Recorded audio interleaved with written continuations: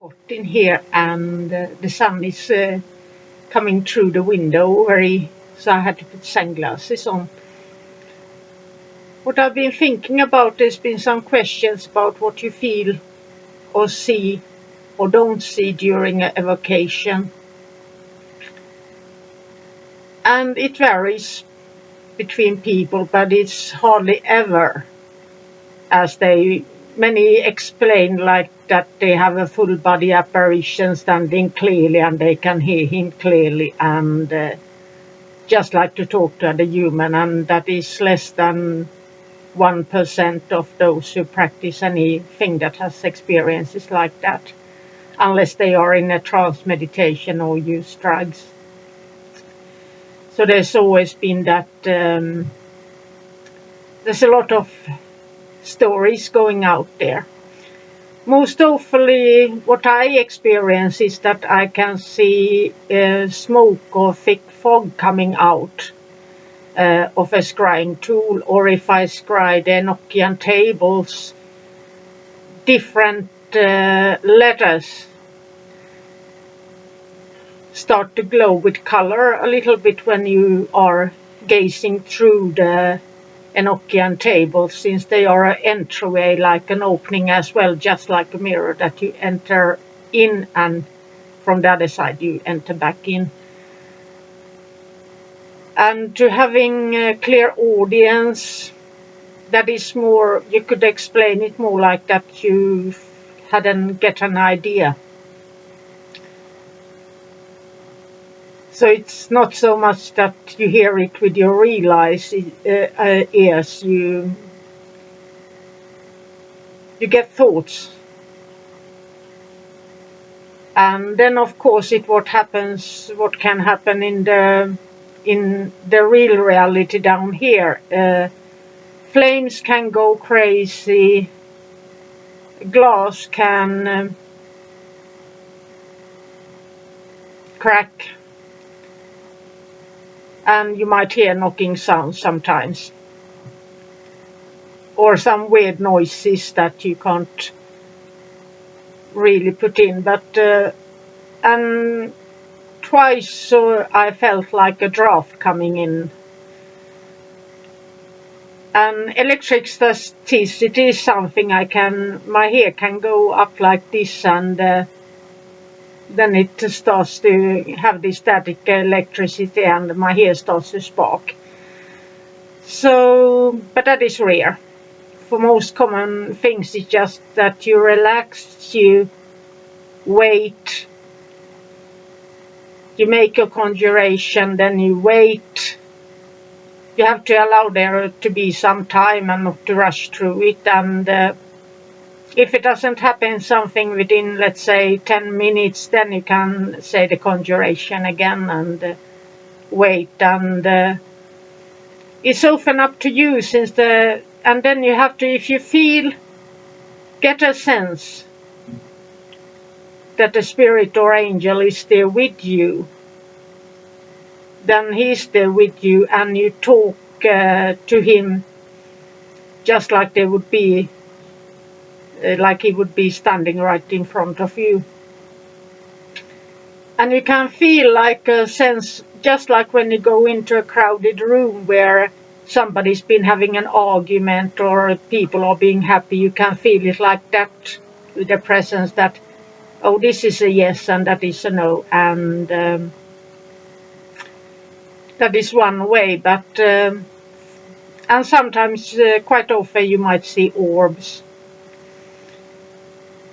And then there's the questioning of the spirit, since if something feels a little bit off, start questioning right away. Are you the angel of healing? They can't lie to you about their real name. So when you have the sigil, they have to answer. When you ask them by their real name, they can't lie. And but they might try to trick you. Many spirits might say that, let you feel, and especially in the beginning when there is that honeymoon period where everything seems so easy, and you evoke and you have senses and feelings all the time. And after 18 months, let's say that you've been practicing every day. After 18 months, there comes this block and you don't see or feel or hear anything, and that's quite usual, since that was your inner ego, your own fantasies that you've been evoking up, not the real thing. The angels have heard you, but you experience your own imagination there. So that's why it comes to the daily practice. The more you practice, the sooner you get out of that you have to fantasize and describe something standing in front of you. Since you start to feel and know and sense in other ways. And the temperature changes can vary. Sometimes I can feel like somebody touching me on the cheek, or somebody touching my hair, or somebody grabbing a shoulder, or breathing behind me or in front of me, depending on what you are doing. And that's where the trust part comes in, that you know that those you work with regularly, that they are truly dear, and you know what you are evoking or conjuring up. And when it comes to really high-ranking spirits and entities, they walk into a circle, whether you have salt or iron or those things. Lesser spirits don't, but the real higher ones come and go. And that's why sometimes, even when I studied what the exorcists of the church experience, is that sometimes one exorcist can make one of the demons go out. But a demon never comes alone. He always have at least, let's say, 100 spirits with him. So the room is filled with. So it is never just one. You always have to be prepared that there is that work that you have to get rid of quite many. And then somebody else might be able to get the other ones out. So that's why they sometimes have to switch exorcist and do that. But it's mostly negotiation, that you ask him to leave, they refuse. And it is like you stand in the high court.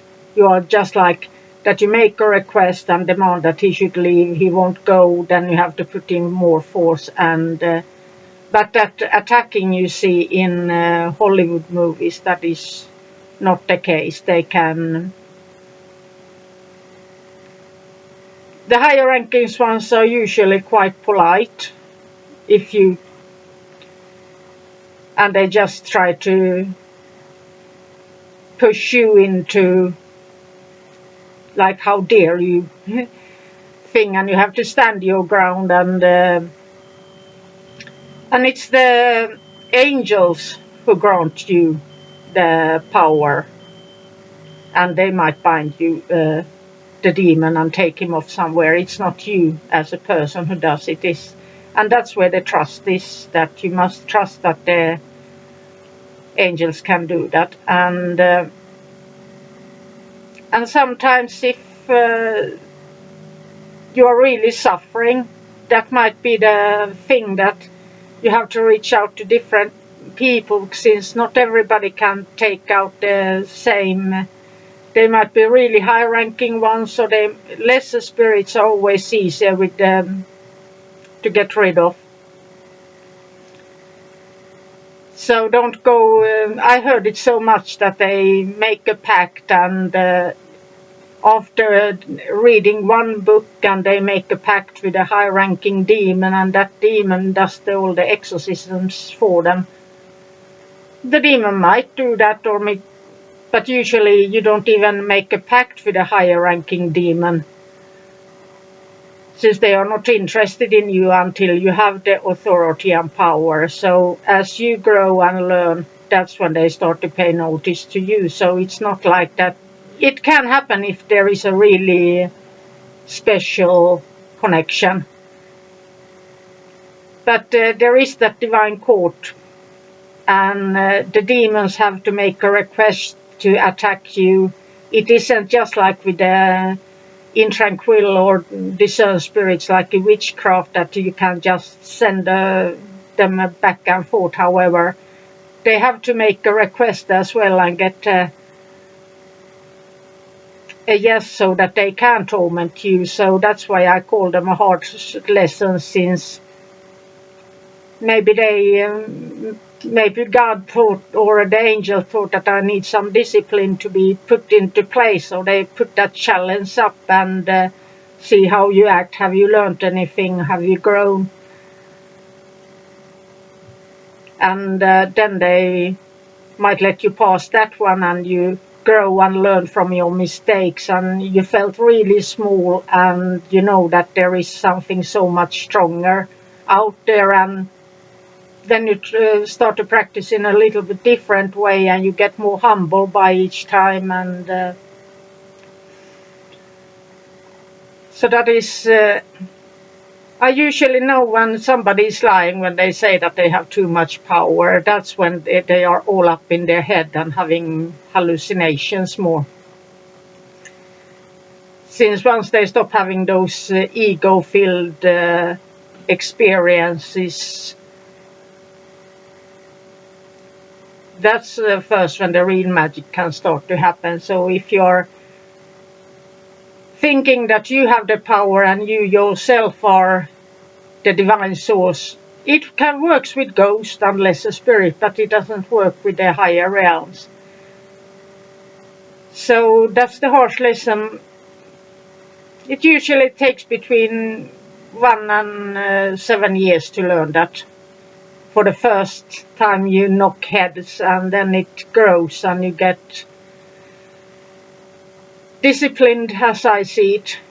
And that's why the path is always a little bit dark light, since you fail so miserable. It feels like you fail so miserable, and you might have been doing something wrong, but it's just the part of how it works.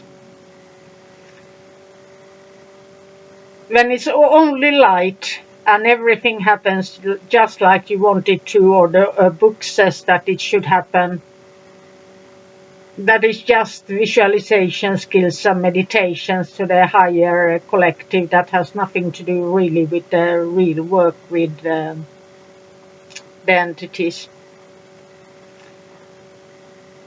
And the more you connect, if you start with your birthday angel, as I say, with the Shem, and then you might have archangels that's reached out to you, or you reach out to them, and you build up upon that connection. It isn't just like that you do a ritual once a month and think that it works. It is more like, let's see, like that you phone somebody every day. How are you? I'm doing this. You just keep it going. So it's not something that you can switch on and off. It's something you do daily. Whatever, if you are sick, you do it in a simpler way, and sometimes you feel like you want to do a special ritual, just like to celebrate or make something special. And that's when you usually feel it inside, and it doesn't have to do anything with a special date or anything. You just feel it inside that you want to do something.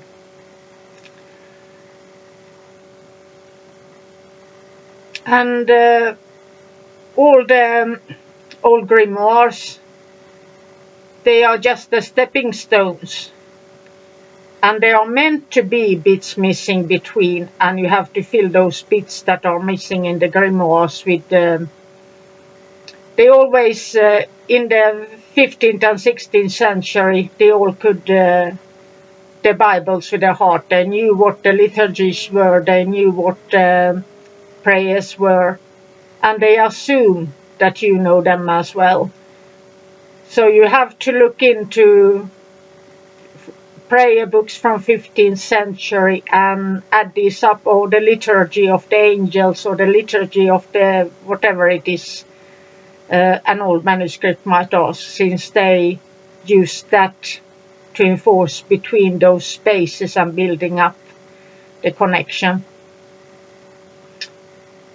And they also knew that it is hard work, and the main goal for a magician is to reach up to those higher levels within.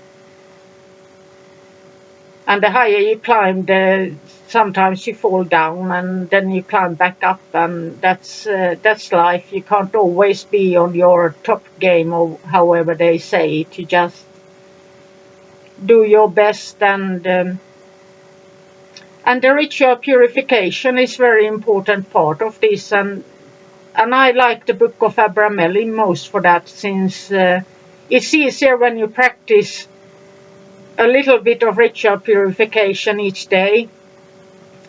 So that means I like that I always take a time out when I was working in an environment where there were a lot of gossip during lunch hour. I just left them there, and then I went out and did a ritual somewhere we had trees nearby, and you don't have to carry daggers and swords with you. You just make the call quite quietly, and people might think that you are talking to a tree, and they might see you moving your lips, but it doesn't have to be so much more than that. And I never do any rituals in the bathroom or toilet. I think that is so disrespectful. So in a bathtub, I don't have one, or in the shower when it's necessary, but that's hardly ever.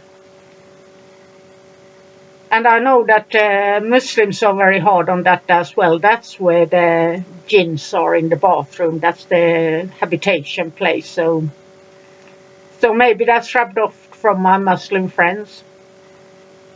But I can't think of going into a train toilet or an airplane toilet and do a ritual. That is completely not so sacred. In that case, I do the ritual while sitting down on a chair in the full cabin, quietly, moving my lips and concentrating and focusing. But I would never go into a dirty place and do the ritual, unless somebody is having a heart attack or something where it's needed help. So. And then there's the thing that when you live in a bad area where there's a lot of crime, then there's always these lesser entities that are drawn into that area. So we have a lot of people around here who practices, and that's the energy of this place. There is despair, sorrow, crime, drugs, and a lot of that going on, and just that people feel hopeless and have lost their will to even try. So that means that going outside here to call on an angel, you have to go further away when you go into the forest if you want to have a clear energy. And of course you can. I call in the light even in those dark places, that's no problem, but if you really want to do and connect to these higher vibrations, then it's easier to do it in a cleaner space, that is clearer. The energy is higher and more vibrant than just right outside here. So I miss that with living in the country. I had my places, and each tree was representing one of the shame angels. I had just walked around there, and then the archangels had their trees. So instead of visualizing, I just talked to each tree as they were, and it was like a natural build-up there for drawing in blessings for the surrounding nature and whatever.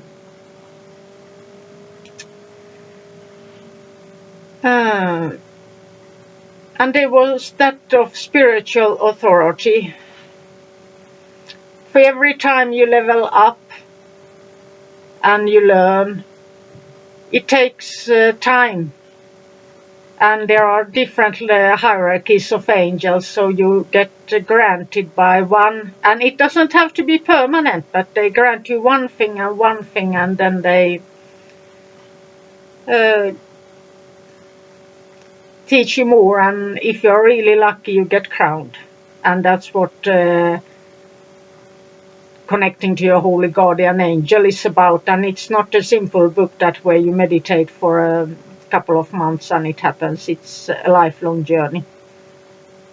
You can do that by prayer or by practice. You don't have to do Abramelling but in the Solomonic traditions, many call it connecting to the personal genius and or the daemon, depending on who you ask.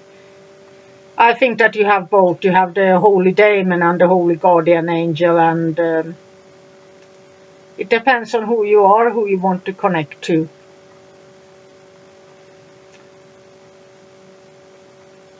And then there's that even when you do the Tree of Life, you might end up slipping through the art accidentally. I didn't know how it happened, but it happened to me really early on in my life. And you learn a lot in there, and it's not always the most pleasant experiences, but you learn to fight, you learn to survive and to endure. And then you get back into the lighter and you have to work up. There's always that thing with forgiveness that I struggle with. So in my case it's just one person, but there's no idea to waste your time hating other people just because they don't like something you do. I don't care. So you have to really know me well and have hurt me very badly if I should be in a mood that I can't forgive. And I think that's about the toughest lesson, is to forgive yourself and forgive others. And then there's the part that having trust that I always struggle with. The trust that when you're used to always fighting your own battles and defending others and whatever you are doing, and really in the real physical world as well, that's when you learn that there are many who say that they might help you, and let's say you are walking into a violent situation and you have to break up a fight. There are going to be weapons around and they are so tough, but when you walk into that room you suddenly realize that you are all alone, and the tough guys who are former gang members, they suddenly disappeared and are hiding behind a sofa somewhere. So that's when that true trust to the angels comes in, that you walk in there and you know that you have them with you. And staying calm in those situations, since you can get a download that says go left, go right, and don't go in and be quiet, now you can speak. It is a download like that is very... So I think that many who are in war-ridden areas right now, they get those stay silent, now you can act, wait. That kind of direct communication that you really can't explain.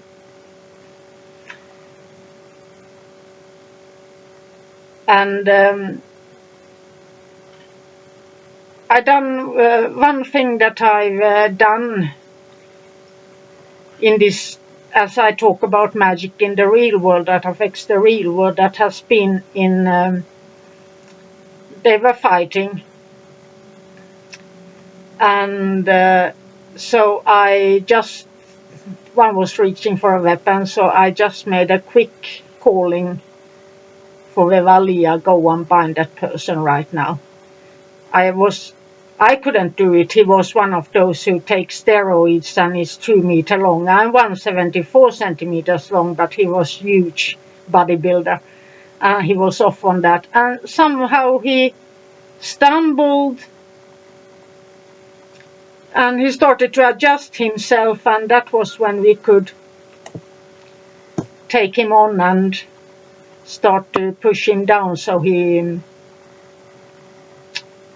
couldn't do what he was meant to do. And I think that was when the help came in, that it was just suddenly that he forgot what he was doing and stumbled and lost his balance, and then with the help we could overpower him until he cooled down. So nothing bad happened. So that is magic in the real world that is not often talked about. But in the military and sadly police don't usually practice.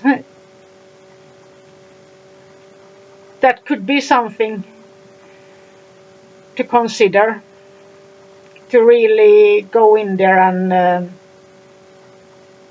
make a change. And one thing that I would like to warn about is when it is this popular thing that is in the angelical books as well. Make a psychic connections to one you like, and you can feel the psychic impressions of the other, and so on. And that is something I would say don't do it. I did that as I was 14 or 15.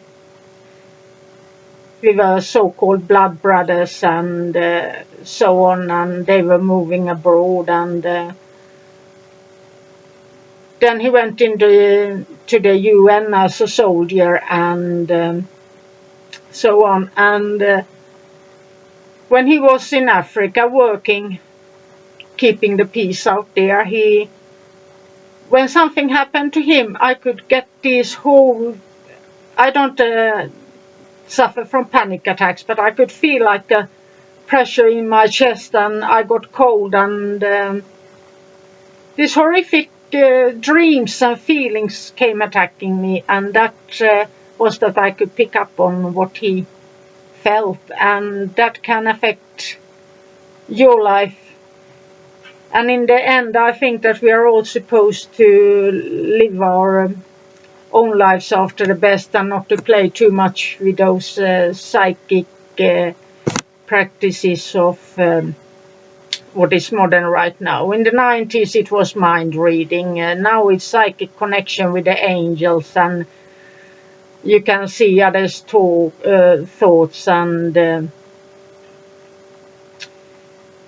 I just trust. I know that when one of my animals were sick or somebody I loved was sick, I always get a sense anyhow, so the angels tell me, and that is without the magic. And if it is a natural meant to you to know, then you will feel it, or you will dream about it, and then you can ask for help regarding that issue. But don't force things like that, since they can go out of hand.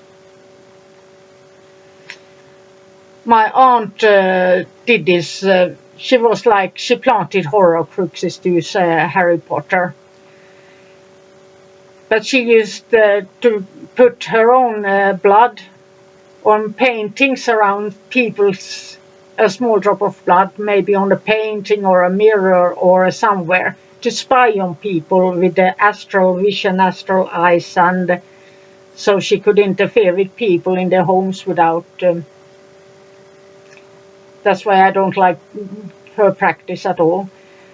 And they believed in that, and something that group she was a member of, they practiced that they put bloodied stones where they mixed and drank each other's to get that strong connection,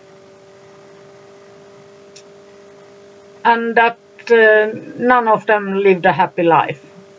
They tell you that it is so great and they are so powerful, and in the end they are just miserable and bitter. They did not get all the power they were promised and they thought they would, so they end up bitter. And how she planted her horcruxes was a special thing.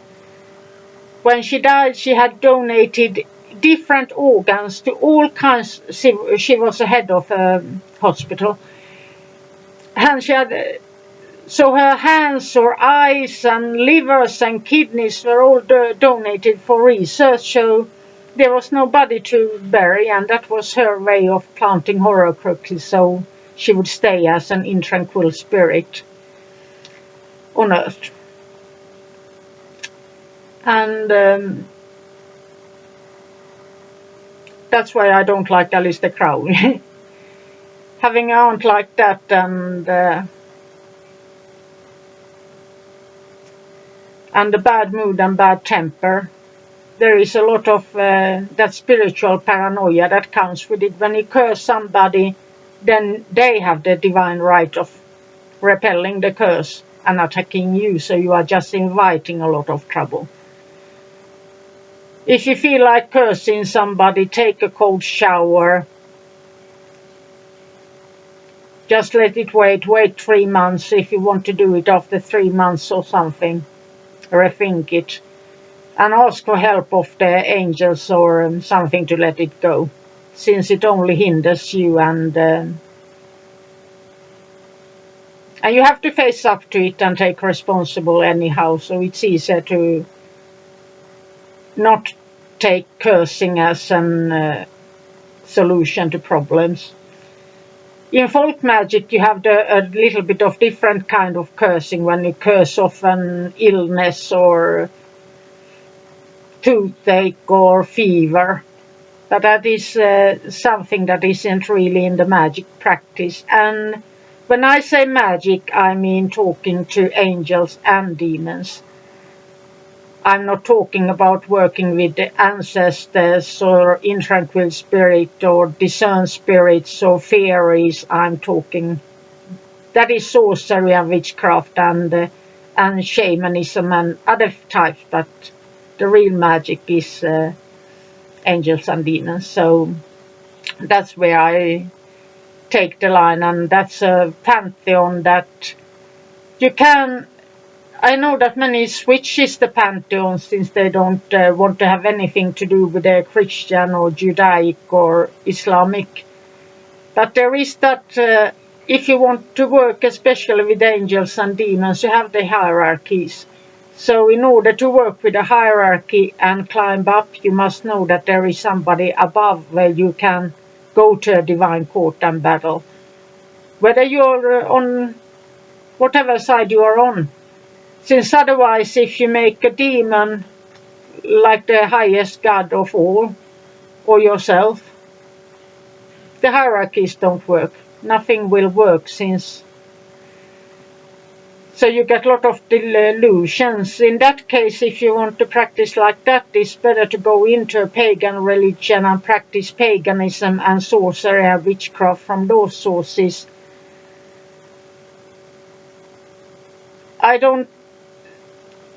It's strange that you might connect to others, but I would prefer, as always, to keep them separately.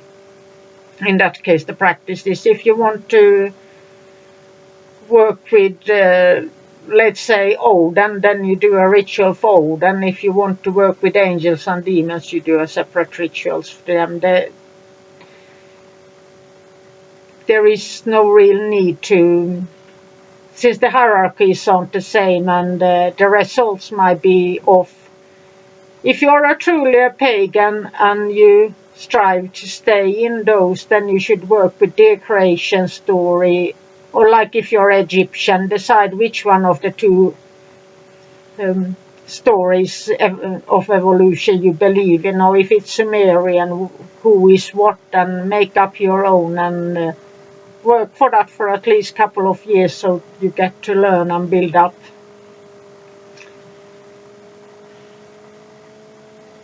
So I don't really see why you should call on the 4 archangels and then call on Odin. That doesn't make any sense for me at all. If you want to evoke Odin. So that is just some old thoughts, but so I would. I'm not into Odin and those. I'm not really interested. But in that case, I would work with the elements and call on Odin and follow whatever pagan tradition they have, or whatever you want to do.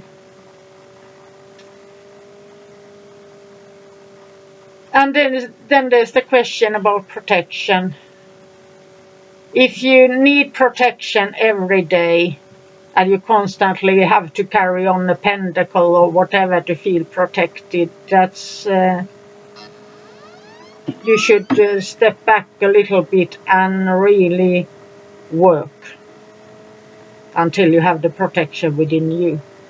Don't ever rely on only a pentacle or this will protect me. You have to get the authority within and know that you can call upon something without anything.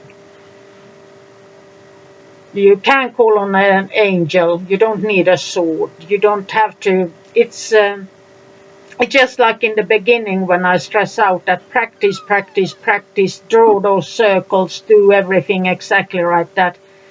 But once you get the teaching angels and you learn to know them, you don't do elaborate rituals. That is when I start a new project like for a war in somewhere around the world, let's say something happening in Yemen or New Guinea, that is some fear or something, that's when I do a ritual and call upon quite many angels, and I call upon the 72 and then I call upon the archangels and that is a full ritual that takes hours. So, but that is when I start a new, I get a message from the news that this is where I should put my focus on, so I open it with that, and then the next day and next day that I keep on adding on, that isn't a full ritual. I just call upon the 4 archangels and the archangel that I feel, or the Shem angel for that particular where I feel that should be done that day, and keep on filling it up with the energy every day. But the rituals are for special occasions, and when in times of need, the rituals are really important to know. If people are panicking and are scared and you teach them how to do a ritual, they might be 30, 40 persons who are freaking out in a bunker or somewhere. That's when you act like a priest in that case, that you give everybody an appointment, do this, and now we are going to change it to get them to get out from the fear, and they will start to feel hope and distracted and everything. So you have to always, and unless you have practiced, you don't have the authority and people won't listen to you. So if you say we are going to do it this way, make sure it goes on rolling and you can show them how to do it, so they feel and they trust you and they get the sense of hope and connection. It's not a religion, it is, but it is. Some people, they might be the first time they ever encounter something spiritual, and some are atheist and they don't feel anything. But the thing is to keep people united and strong and supporting each other during those times. So you just show them the way and unite them. When people work together and they are scared, otherwise they would scream at each other and panic. But when you can stop the panic and they are given a certain thing to do and they work together, that's when the harmony and light starts to enter in, when they calm down a bit. So these were just some little bit of my thoughts on the subject, and it's really hot in here. I have 45 degrees Celsius within, so soon I'll be sweating off with so much I can't think really. But have a magical day, and these were just some little topics about what I've been getting questions about. Bye for now.